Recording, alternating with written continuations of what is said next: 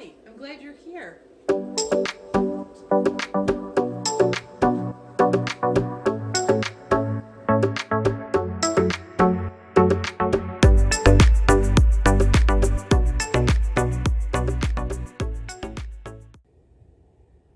Hi, welcome back. So far, I have shared an overview of the stages of recovery from estrangement in the first three stages. The sounding stage was the first stage. We talked about that's where we figure out just how bad is this disconnect. We move on to the second stage, which is called the exploration stage, and we kind of think, wow, it's bad. There is even a name for this. The third stage, the mitigation stage, is sort of when we begin to say, so what do I do now? The next stage that we'll talk about is called plasticity. There's no timeline, however, for any of these stages. How long any one particular person will stay in any particular stage. So that's difficult to know, to predict. But as we move into the fourth stage, you'll see where this one is probably something that will be with you for a long time as far as your ability to work through recovery, but a long time in a really good way. So the next stage is called plasticity, and it can be very challenging. But once you get in the groove, I think you'll find yourself applying your new way of being to many other areas of your life. So, as the name plasticity implies, this is a stage of great change for you as an estranged parent. And I know there's that dirty little word, change. So, for estranged parents to move beyond mitigation requires some pretty deep changes. And those changes are changes in large parts of our lives, even parts that we would say up to this point have defined us. So we'll see changes in worldview, our values, our beliefs, our behaviors, but none of them are for bad reasons or in a direction that would make you say, I think I'm compromising my values or my beliefs. It is a deepening and a broadening of these things. So the capacity to freely make these changes as a matter of personal growth rather than, just I'm just pursuing an outcome. I just have to make sure that I get back with my child is not the sole reason that you would be doing all of this work. But it's important work for a lot of reasons. Let me take a minute to say, if you think this information is helpful, please consider subscribing to our channel and clicking on the notification bell below. And this time, that way you'll be notified every time I upload a new video. So back to plasticity. Plasticity, when it's happening, well, let me say a little bit first. Plasticity implies change, a reshaping, but really more important, it's the ability to change. It's the ability to make change in your life and in the way you think and in your points of view in a way that's healthy. And we can see this happen in a lot of ways in this stage, and I'm just going to name a few of them here. So one change during really deep work in plasticity is we may begin to recognize and really embrace the spiritual basis for defining the concept of parent rather than just exclusively biological parenting. And from a spiritual perspective, we may be able to begin to accept that reconciliation is certain, but it may sometimes be accomplished in a life to come. Another change that we may see is an expansion of the view of family, how we conceive family, and it may include others who are not biological family, but they're committed to us and they walk with us in a sense of mutuality and intimacy and gratitude for each other on our earthly journey. Rethinking the roots of estrangement too could be a really big change in the way we think. And it sometimes is really eye-opening when we start to recognize and understand that the process of estrangement can be transgenerational. It gets passed on from one generation to the next. And there will be a video on that as well about the intergenerational or transgenerational phenomenon of parental estrangement, or just estrangement in general, which can be repeated unconsciously, totally out of the awareness of a family in the lives of successive generations, and it surfaces sort of by discovery. So that may be something that would come from this. Recognizing that the trauma of estrangement is held by your body. Trauma is always held in our body. Aches, pains, susceptibility at a greater level to viruses, bacteria, any sorts of illnesses can be exacerbated by it. And so that might be something that your eyes get open to in that change during plasticity. And we'll learn, you may learn, that engaging in physical behaviors, somatic exercises, increased physical exercise can really help release some of that stress in your body. Also find that you will learn and find it very affirming that the world needs people who are positively engaged in life. And you're one of those people, positively engaged in life, who energetically serve in the world, regardless of how your children may see you and what their perceptions of you are. There are a lot of things that as we age, we can add to this world, whether it's volunteer work that we do, whether it's caring for other people who need us, but that we are needed. And another thing that could surface for you is a recognition of the need to actively engage in practices that improve interpersonal relationships of all kinds. And so before I move on, let me just remind you that the act of engaging in recovery, the process of recovery, does not mean we are giving up hope. It does not mean that we are not thinking about reconciliation. But I can tell you from the years of work that I have done with families who are going through this, that if you work at the process of recovery from estrangement, you will be better prepared for a reconciliation process when that appears than if you do not engage in a recovery process. So, if you are finding any of these things that I'm talking about helpful or hopeful, please click on the thumbs up icon below and give us a like. Feel free to leave any questions or comments below that. Be glad to answer questions or just give you a space to share how this may have impacted you. So, let me get back to talking about plasticity and how it may affect your life. So, restructuring your outer and inner life requires energy. And while recovering parents never, what we would say, arrive, there comes a point where more of the energy needs to be turned to address other core issues in the lives of estranged parents.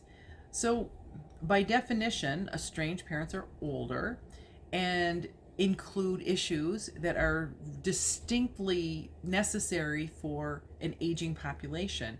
Things such as retirement and planning for other late stage events. So the first thing I'll mention here is that this almost always requires the help of professionals who are prepared to deal with the estrangement issue.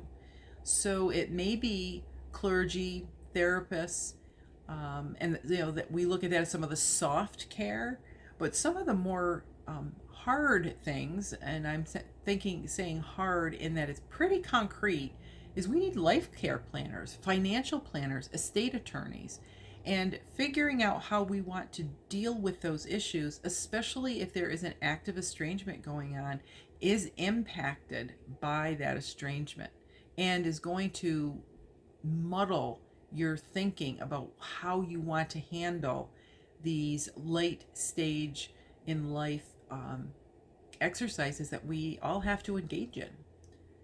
So let me talk a little bit about this stage in terms of growth opportunities, potential pitfalls, challenges, those sorts of things. So the growth opportunities in the plasticity stage are multiple. And I'm going to say what they may actually do for us is make our thinking and our experiences broader and deeper, much, much more meaningful as we spend the time looking at those.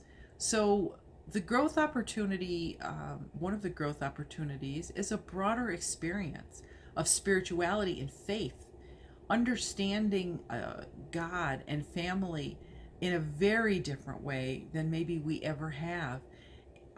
Broader definition of family actually can come from this, and understanding that there are certain needs that our family fills, and if they're not being met in one way, other people can actually meet those needs. I'm sure that we've all met people, maybe even experienced it in our own life, that are so close to us, so important to us, that they feel as close as a sibling. And in doing so, we end up, our children call them aunt and uncle. And so that's a different definition of family. It's not biologically based, but it's based on the interpersonal relationship, the depth and the value and the beauty of that relationship. So there's another potential good outcome for this, and that is an ability to engage in self-care without feeling guilty. That is a wonderful growth opportunity, because even people who do not have estranged children can feel guilty when they are doing self-care activities. And self-care is not selfish. Self-care means we become better people to everybody in our life, including ourselves. And so self-care is not selfish. It's actually wonderful for an entire group of people, and any people, any community group that you're a part of. So another growth opportunity is to discover a deeper understanding, deeper meaning of family dynamics in previous generations that have impacted you. And like I said, we're going to talk more about the intergenerational, transgenerational, if you will, passing on of the family dynamic and how that affects generations down the road. There's also the opportunity to recognize and have a growing recognition of the positive impact that you can have on individuals, on your community, and sometimes even the world. One person I know that has been through this process has become very involved in world mission and has worked in Haiti and in war-torn or natural disaster areas to help those people recover from the effects of devastation in their own area. Another growth opportunity is that it could hopefully become easier to have an acceptance that your child may never appreciate you for the good you have to offer. And they may never come to appreciate that you did the best job that you knew how when you were raising them. It doesn't make it okay. It doesn't make it easy to accept, but easier to understand that this is a place that could be with us or with them for a very long time. As we go through this plasticity stage, there are signs of growth. So we talked about the growth opportunity. So of course, signs of growth would be when you see these things showing up in your life. However, the signs of growth, I'll add to that, are one of them is the ability to even acknowledge that there are worldviews, value systems, beliefs, behaviors that are different from your own, and they're just as valid. And the ability to look at that and say, wow, I get where that's coming from. I see how that works for people. And that you might be even able to adopt that different point of view and say, well, boy, I think I could adapt that to what's going on in my life, and that would be really helpful. And you begin to become actively engaged in checking out how these may inform the changes that you need to make. You could also really, really improve the relationship with your partner. So, we mentioned earlier that you do not have to be doing any of the work of recovery with your children around. The work of recovery is accomplished by the way we learn to do relationship with every other person in our life, and it translates when we begin to work on reconciliation with our children. So, what better person who's more available perhaps than your partner, best friends, community groups that you belong to? You're going to have an increasing desire to share your experiences with others who are new to parental estrangement. You've walked the path. You'll recognize the pitfalls. You'll understand how people are feeling and be able to help them through it. And you'll not only understand it, you'll have a desire to help them get through what you've been through. So there's potential pitfalls in every stage. And the biggest pitfall that I identify in this stage is feelings of being overwhelmed by the concept of personal growth and all that it entails. It can sound like a lot, feel like a lot, and it can make somebody feel like, I don't know if I have the energy for this. But let me talk a little bit for just a moment about intention. Because engaging in recovery takes intention, and among the stages, this is probably the one stage that requires the most intention. And intention is something you hear a lot about today. You know, your yoga instructor, your running coach, there's a set your intention for the day. And so, my intention is to do 5% more aerobic exercise. And that means I'm going to have to run or keep my heartbeat elevated for, 7 more minutes. We set that intention and we set that goal for the day, but we can also set goals that are long term. And so the best way that I can describe that is thinking about some old love stories I've heard when I'm working with couples. And I usually will ask them, so how did you meet? And many times I'll hear a story of intention. One or the other will say, oh boy, I knew the minute I saw that person, that was the person for me. And they tell a story of setting intention on how they were going to meet up and how they had a friend introduce them, or how they knew where they would be because they came into work at the same time every day, and so they started to come in at the same day and walk in together. That's intention. And so this stage of plasticity requires a mindset of intentionality and an openness to considering new information that could be challenging to your current way of thinking. And can you say, yes, things may feel different, things may really challenge how I've thought of this in the past, but I'm going to be open to thinking about how it might work for me. So, it's been a lifetime. We have spent a lifetime of living into a value system and constructs, social constructs that have served us well until they didn't. And one of them, as a great example, is a construct of family. Mom, dad, buddy, sis. That's how we've looked at it. And that is not necessarily how it's going to work out. And it doesn't have to be the only model for family or the only definition. So once, we get into this stage, if it's at all enticing, you'll likely embrace it. And change really can be fun. Searching out different ways of understanding and thinking, how things are done by other families, other cultures, other people. And so if you engage in this intentionally, if you engage it with an open mind, if you realize that change can be fun, you may find that you can enjoy this process for your entire life in many, many areas. How we do work, how we do different jobs.